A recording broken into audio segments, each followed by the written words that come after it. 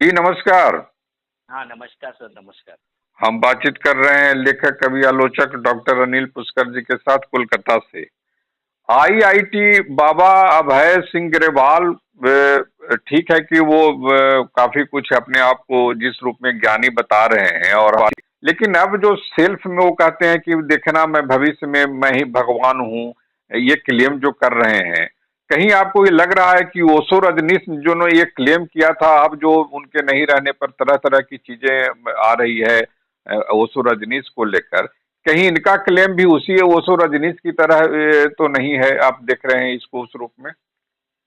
देखिए इसमें एक आपका सवाल जो है ना वो बड़ा महत्वपूर्ण सवाल इसलिए हो जाता है क्योंकि जब आचार्य रजनीश इस बात को कह रहे थे कि एक पदवी है भगवान की और वो भगवान की पदवी को एक इंसान जो उच्च कोटि में पहुंच जाता है, यानी उस अवस्था में पहुंच जाता है जब साधारण मनुष्य अपनी जो साधारण इच्छाएं हैं, साधारण जो उनकी क्रियाएं हैं और जो सामान्य जीवन है, यानी योग भोग और कर्म, इनसे जब ऊपर उठ करके वो धर्म को समर्पित हो जाता है। और वो धर्म क्या है कि पूरी दुनिया को अपनी थर्ड आई यानी तीसरे नेत्र से कैसे देखा जाए। वो थर्ड आई इट मीन्स कि अपने ज्ञान के चक्षुओं से कैसे देखा जाए।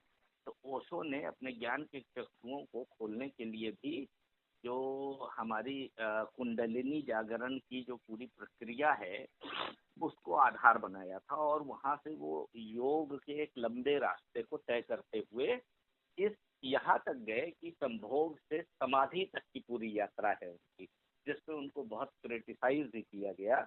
और दूसरी तरफ ये है कि जो योग क्रिया दर्शन और उनका जो अध्ययन है वो बहुत व्यापक है।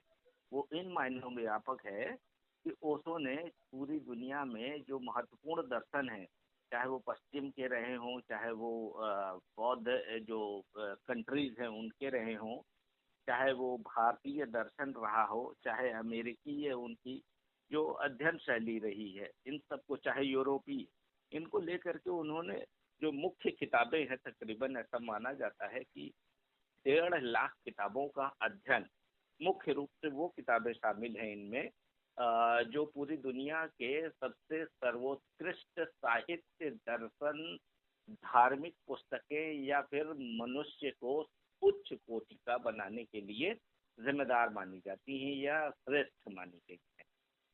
और उन लेखक, उनमें बाइबल भी शामिल है, उनमें कुरान भी शामिल है, उनमें हमारा रामायण, महाभारत, गीता से लेकर के अन्य अन्य शामिल हैं।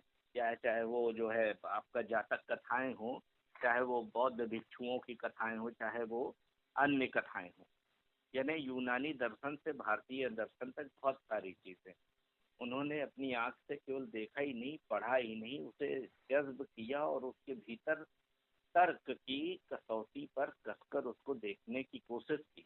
जबकि मैं इसके एक दूसरे बिंदु पर अगर आऊं तो अभी वो जहां मैं आऊंगा फिलहाल, जैसा आपने सवाल किया कि हम आईआईटी बाबा को उस रूप में देख सकते हैं कि नहीं, भगवान का वो स्वरूप है कि नहीं, तो नहीं, वो मेरा क्लेम। सवाल था, मेरा सवाल है कि ये क्लेम ही अपने आप में भ्रामक है, चाहे वो ओशो रजनीश का भी हो, चाहे ये आईआईटीएन बाबा अभय सिंह ग्रेवाल जी का हो।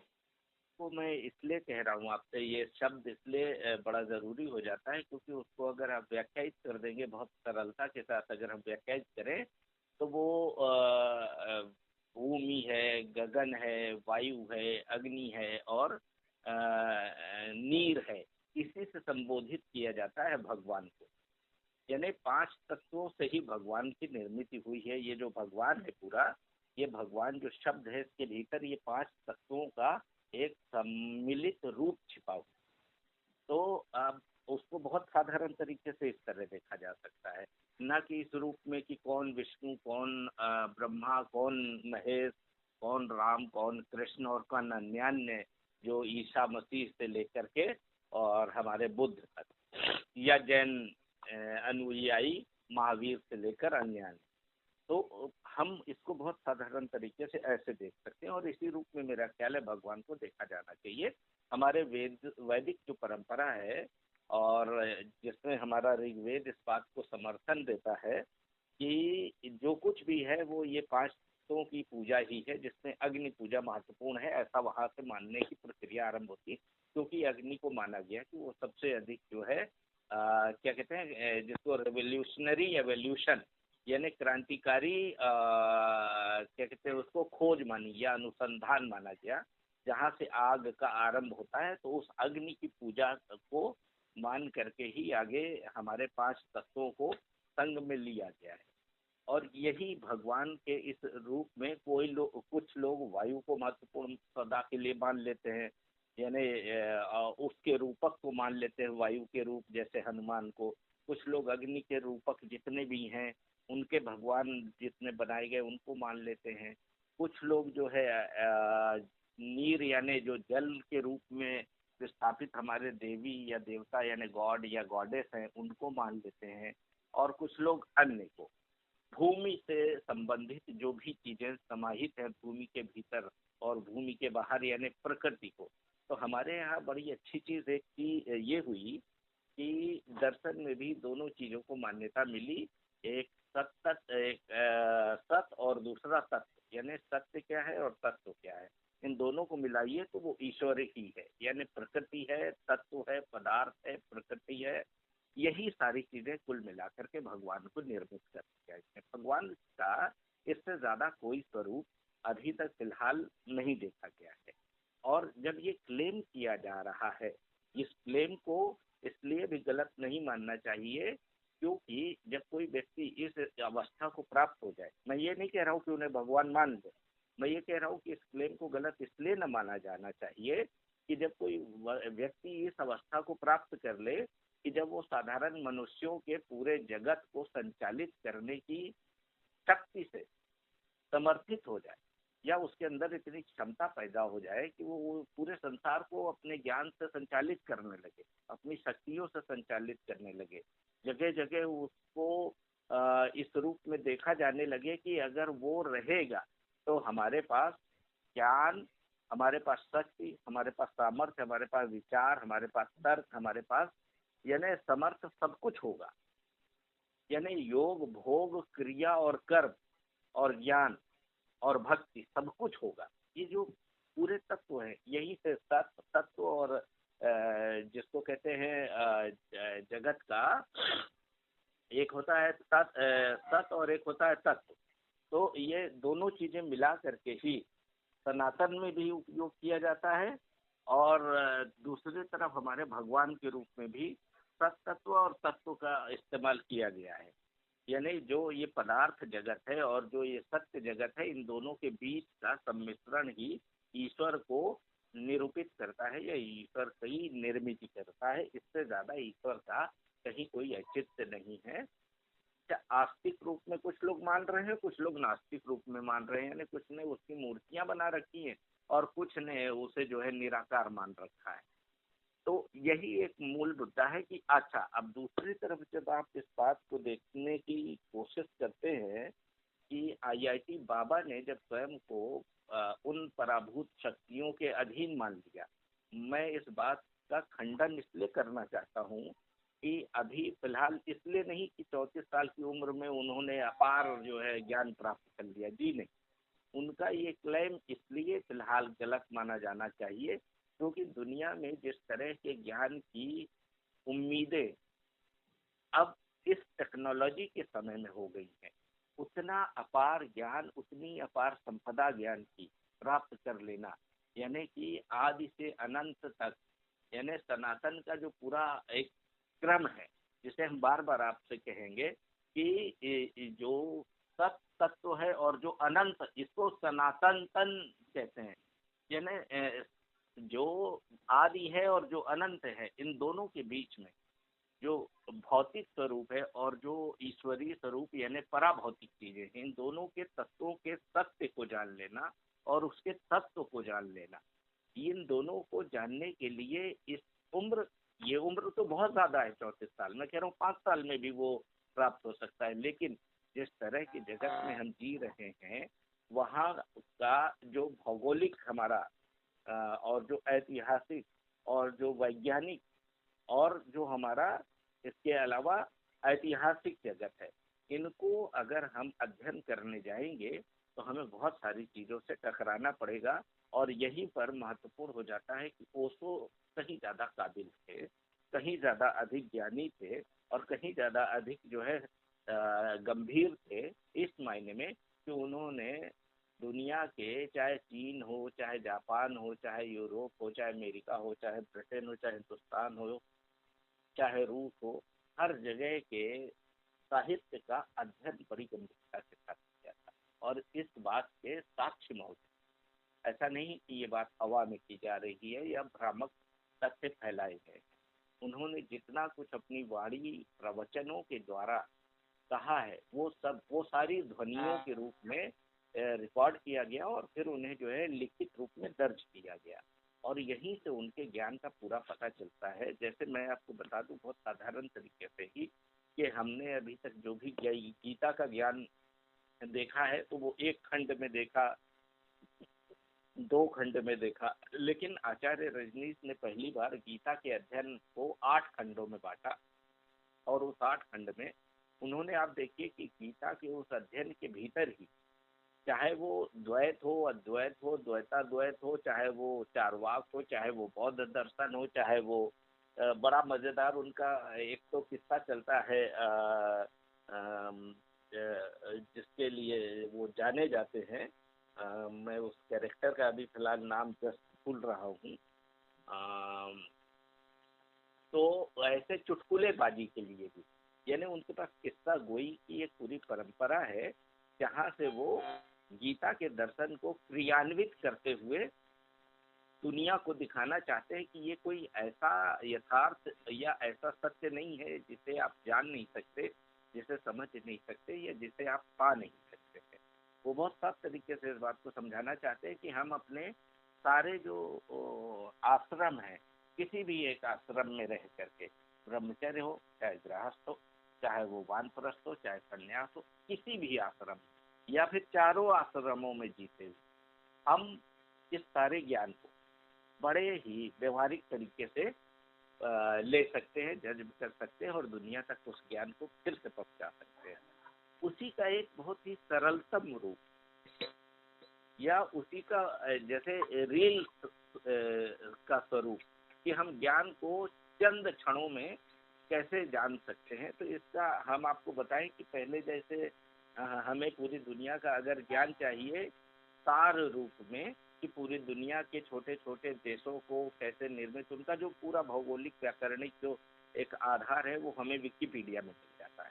तो विकिपीडिया में हम ये मान लेते हैं कि 60% ज्ञान सच्चा है, ये मान कर चलते हैं, और 40% ज्ञान ऐसा है उसमें जो सत्य परक या सत्य परक नहीं, वो भ्रामक, उसमें मिलावट, उसमें बहुत कुछ आदान प्रदान में चीज़ों का मिश्रण किया गया है। इसी तरह से विचारों के भीतर भी हमारे किसी भी ज्ञान को देने और किसी भी विषय पर बोलने, इन दोनों के बीच में हम थोड़ी मिलावट करते हैं, ताकि व्यवहार में वो चीज़ें दिमाग को आसानी से पहुंचाई जा सकें, या फिर हमारे पास इतना अभी चेतना का सशक्तिकरण नहीं है कि हम उस विषय वस्तु पे बात करते हुए पूरी तरह से सरल, सक्षम और बिल्कुल व्यवहारिक हो सकते। तो अब उस रूप में अगर आप IITian बाबा को देखें, कि सारे महत्वपूर्ण विषयों को वो हंसते हंसते कैसे माने विषयांतर करते हुए भी अपने विषय में फिर आ करके बोलना कि मैं ही शिव हूँ, मैं ही राम हूँ, मैं ही कृष्ण हूँ।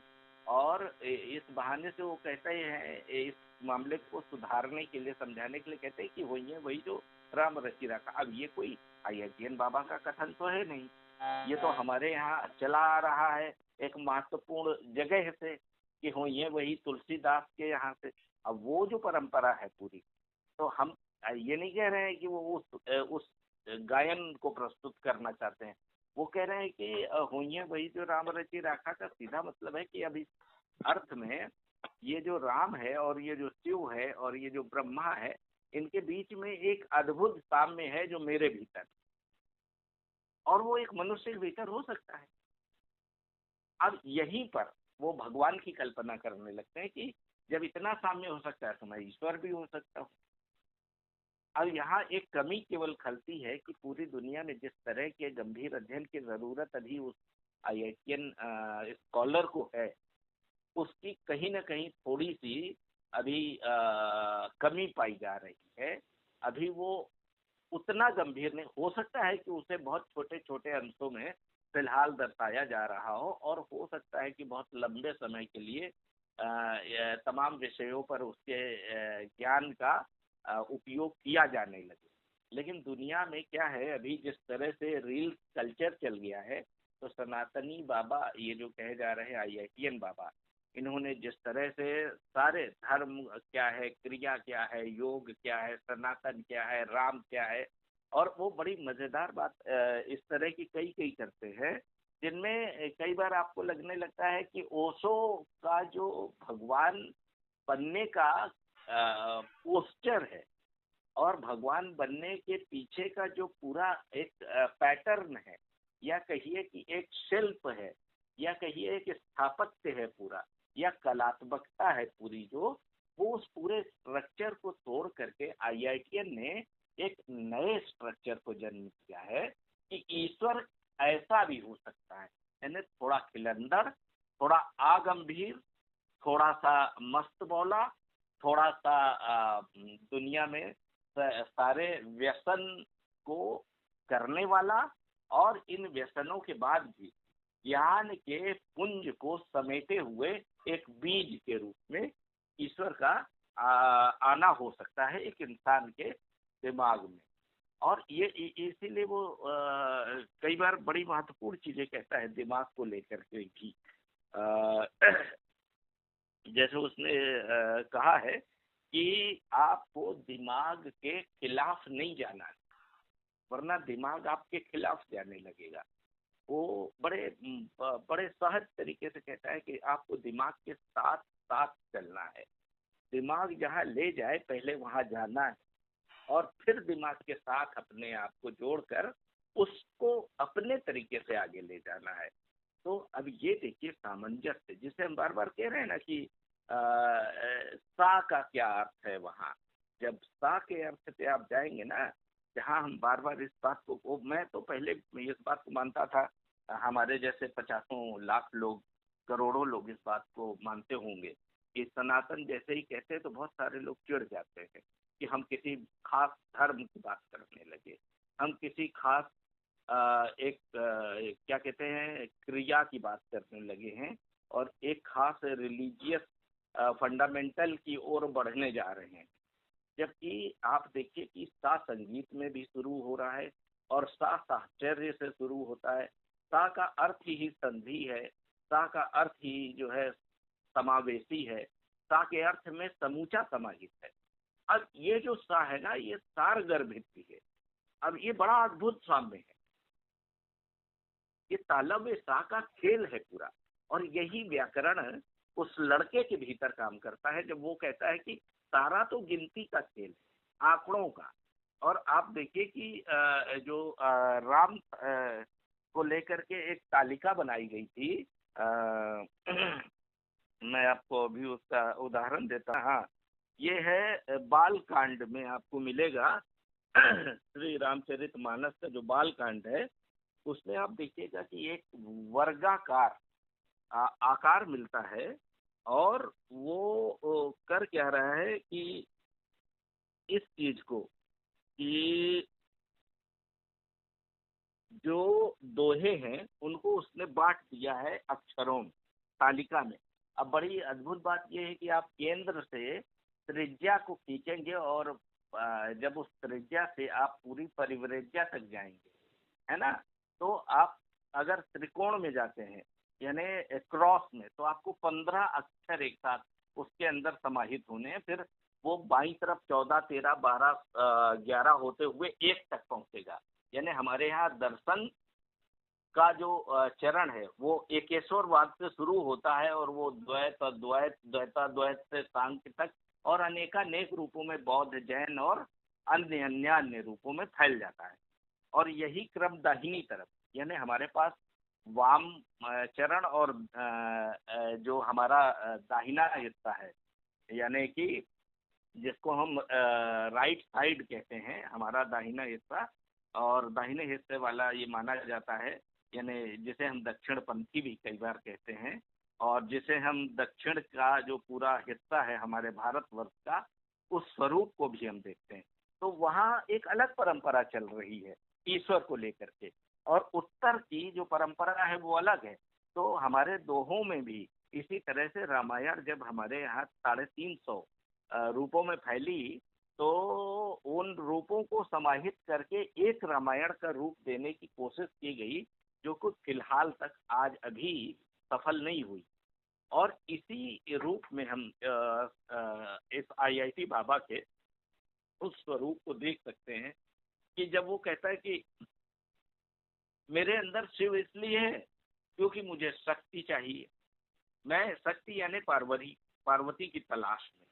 और बहुत व्यवहारिक तरीके, जैसे वो कहता है कि मैं एक कैरेक्टर हूँ और उस कैरेक्टर को प्ले करना चाहता हूँ, उस कैरेक्टर की सहनायिका या सहभागिता करने वाला एक आदमी होना चाहिए, यानी एक चरित्र, एक किरदार होना चाहिए। कह रहा मैं तो रोल प्ले कर रहा हूँ, उस भूमिका को जितना अच्छा अगर मैं निभा सकता हूँ वो तभी संभव है जब मैं दूसरे सामने वाले जो नायक या नायिका या किरदार हैं जो हमारे सामने, उनको मैं इस हद तक मना सकूं या इस हद तक ले जा सकूं कि वो मेरे ही भीतर समाहित हो जाए या मैं उनके भीतर समाहित हो सकूं, ईश्वर के रूप में, शिव के रूप में, कृष्ण के रूप में, राम के रूप में। ये बड़ा अद्भुत तरीका है बात करने का। ऐसी बात करने की शक्ति और सामर्थ्य मेरा ख्याल है ओशो में भी, और ओशो ने कभी इस तरह की बात नहीं की।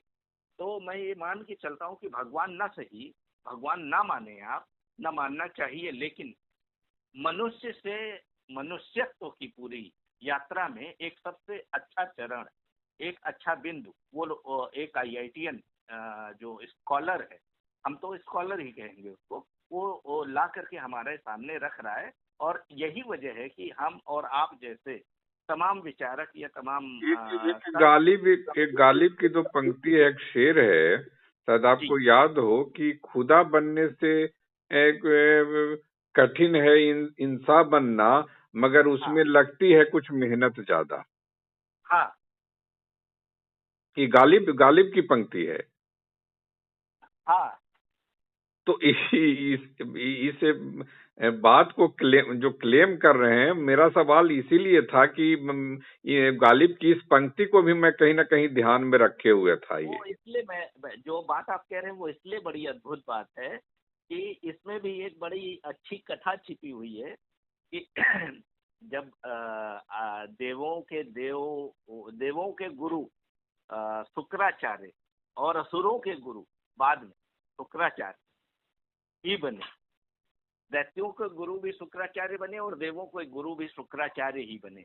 और जब ये अमृत की लड़ाई यानी 9 रत्नों की लड़ाई, उसे आप समुद्र की लड़ाई यानी आप चाहें उसे इस रूप में देख ले, सामान्यतः कि जो लोग पहाड़ पे रह रहे थे उन्हें मैदानी क्षेत्रों में जीने की लड़ाई लड़नी थी, यानी आधिपत्य की लड़ाई कि जमीनों पर हमारा अधिकार होना चाहिए, हम केवल पहाड़ी क्षेत्रों तक ही सीमित नहीं रहेंगे, क्योंकि पहाड़ी क्षेत्रों से नीचे जो ज्यादातर बड़ी जातियां थी वो कबीलाई जातियां, आदिवासी जातियां जीत रही हैं, या जनजातियां जिन्हें हम कह लें, वनवासी भी लोग कहने लगे हैं, वो लगभग लगभग उतनी ज्यादा शक्तिशाली थी कि उनके पास हर तरह की सुविधाएं मौजूद थी, सुरापान मौजूद था, हर तरह का मन ऐश्वर्य जिसे कहते हैं, नशे का जितना भी पदार्थ हो सकता है, पेय पदार्थ, वो धरती पर मौजूद है और वो समुद्र के किनारे ही पाया जाता है। आप भी इस बात को अच्छी तरह समझ सकते हैं। और बात इसी बात की लड़ाई थी कि उस पान को, उस अमृत पान को, उस सुरा पान को धारण करने वाला कौन हो सकता है, यानी उतना आनंदमय पी करके मदमस्त होने वाला। और यही इसी लड़ाई में आप देखिए 14 रत्नों का निर्माण हुआ, 14 रत्नों की प्राप्ति हुई और दुनिया यहीं से आरंभ होती है। तो जो आप कह रहे हैं ना इंसान होना, तो शुक्राचार्य ने अपने जो शिष्य हैं, एक पूरी कथा है इस पर, गालव की और ययाति की पुत्री की कथा है इसी मामले में, बड़ी महत्वपूर्ण कथा है। अगर आप इजाजत दें तो मैं 2 मिनट में इस कथा का भाई समापन और जी जरूर आरंभ। जरूर जरूर।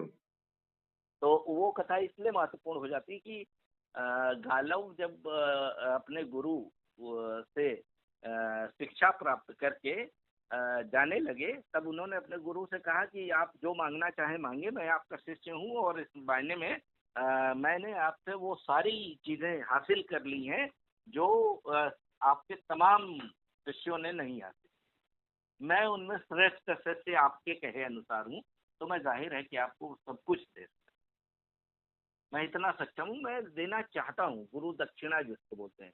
तो उनके गुरु जो थे उन्होंने साफ साफ इस बात पर कहा कि नहीं, तुम जाओ, तुम्हारी शिक्षा पूर्ण हुई, तुम जाओ और इस देश में जा करके अपना जो काम करना चाहते हो आगे वो करो।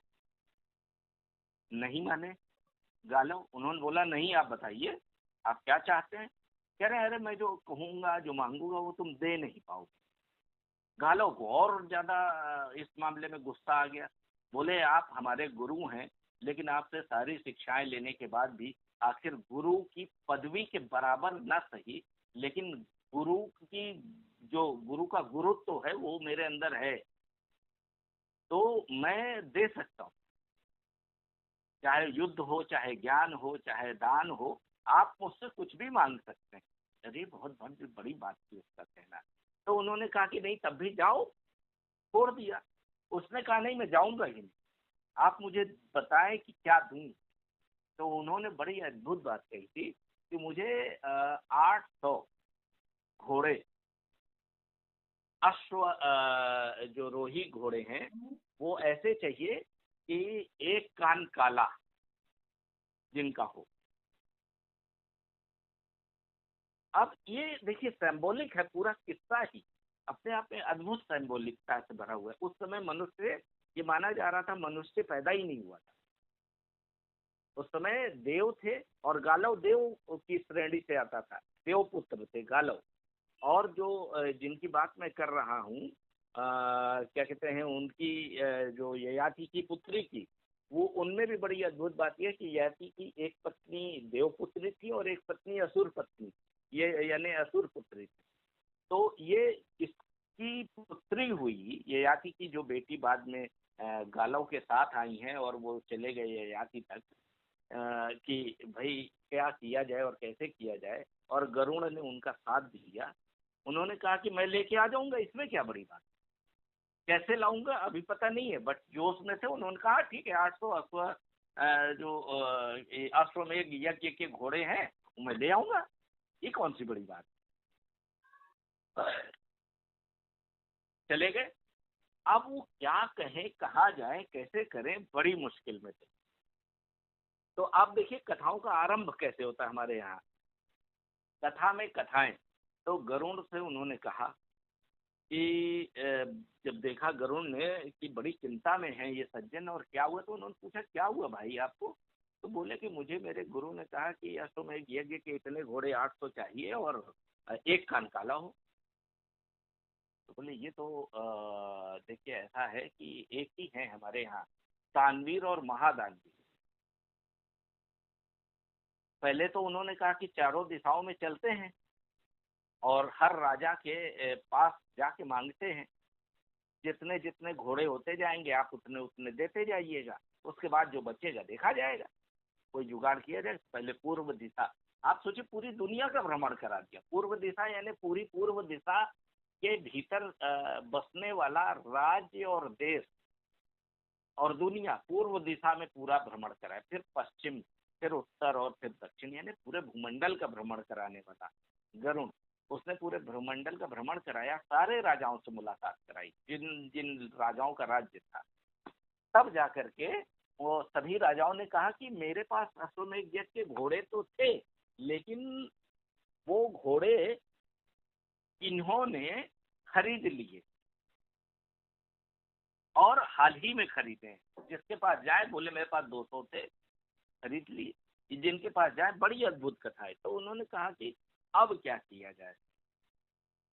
तो अब इस हिसाब से गरुड़ ने कहा मेरे एक मित्र हैं ययाति, उनके यहाँ चलो, उनके पास घोड़ों की कमी नहीं है, वो जरूर आपको उपलब्ध करा दें। वो ययाति के पास गए। ययाति उस समय धर्म, राज्य और अपना सारा साम्राज्य सब छोड़ चुके थे और एक आश्रम में रह रहे थे।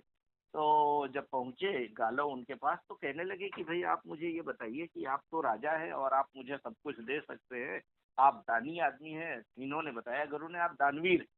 तो बोले आपको क्या चाहिए? मैं तो अब किसी लायक नहीं हूँ, मैं आश्रम में आ गया हूँ, संन्यास धारण कर चुका हूँ, मैंने राजपाट छोड़ दिया है, मेरे पास ना तो किसी तरह का बड़ा बल है, न शक्ति है, न सामर्थ्य है, न पैसा है, मैं क्या कर सकता हूँ? तो उन्होंने बोला मुझे कुछ नहीं चाहिए, मुझे केवल अश्वमेध यज्ञ के घोड़े चाहिए। तो बोले वो भी मेरे पास नहीं है, मैंने तो सब कुछ दान दे दिया है, पूरा राज्य का राज्य, अब अश्वमेध यज्ञ के घोड़े मैं कहाँ से ला के दूँ आपको? तो गरुड़ बड़ा पछताए, उनको बड़ी मतलब ग्लानि हुई कि यार मैं ऐसे उनके पास लेके आया गुरु के, और बड़ी उन्होंने कहा भी कि मैं बड़ी उम्मीद से लेके आया आपके पास कि आप तो कहीं ना कहीं से कोई ना कोई जुगाड़ या व्यवस्था कराएंगे। तो कहा कि देखिए मैं तो दे नहीं सकता हूँ, मैं अपनी बेटी आपको दे सकता हूँ, और वो बेटी अद्भुत है, वो आपको अश्वमेध यज्ञ के घोड़ों को पाने में मदद कर। तो बोले कैसे? बोले मेरी बेटी अद्भुत सुंदर है और सारी कलाओं में निपुण है, उसे आप साथ में ले जाइए। तो जिस राजा के पास आप जाएंगे ले करके, तो अब वहां पर जो भी बातचीत आपकी हो उसके हिसाब से आप बात कर लें। अब उन्होंने पूरी बात नहीं बताई, तो उन्होंने उस कन्या को अपने साथ लिया, और वो कन्या जो है क्या थी कि बड़ी अद्भुत कन्या थी, उसे गालव को देखते ही प्रेम हो गया। अब वो प्रेम की बात है, देखते ही प्रेम हो गया, देव पुत्र देखते ही चली गई उसके साथ में। जिस राजा के पास पहले पहुंची, उस राजा ने कहा, मैं आपको बिना नाम लिए सारे ऋषि मुनियों का ये कथा सुना रहा हूँ। उस राजा ने कहा कि भाई इस कन्या को अगर तुम 1 वर्ष के लिए मुझे सौंप दो और मुझे एक मतलब पुत्र दे सके, तो मैं इस बारे में सोच सकता हूँ, और मेरे पास सिर्फ 200 घोड़े हैं, मैं 200 घोड़े ही दे पाऊंगा। तो उसने लड़के ने मना कर दिया, भाई मैं ऐसा नहीं कर सकता हूँ। तो लड़की ने कहा कि ऐसा है, मुझे वाकई में तुम 1 साल के लिए छोड़ दो इनके यहाँ और 200 घोड़े ले लो, फिर तो तुम आ ही जाओगे लेने मुझे, और तब तक मैं इनका पुत्र इनको दे सौंप दूंगी। और उस कन्या को ये वरदान मिला था कि वो आजीवन चिर कुमारी रहे। कौमार्य की कथा है ये, चिर कौमार्य।